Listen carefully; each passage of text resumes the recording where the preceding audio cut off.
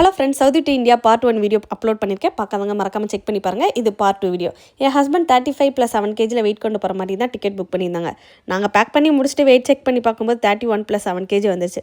Actually நாங்கள் purchase பண்ணணும்னு நினச்சதெல்லாம் பீலபாட் என்னோடய ஃபேவரட் ஷவர்மா கடையில் சாப்பிட்டுட்டு கிளம்பணும்லாம் நினச்சேன். ஆனால் இது ரெண்டுமே அர்ஜென்ட்டாக கிளம்புனனால மிஸ் ஆயிடுச்சு.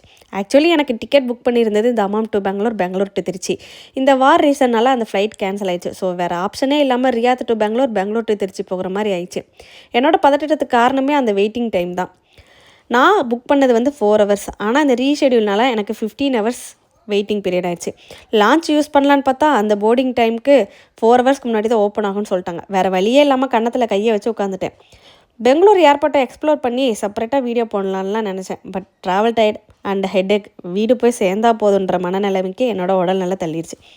எப்போ வரும்னு திருச்சி ஃப்ளைட்டை எதிர்பார்த்துட்டே இருந்தேன்னா அரௌண்ட் 22 hours ட்ராவல் பண்ணி ரியாத் டு திருச்சி வந்து சேர்ந்துட்டேன்.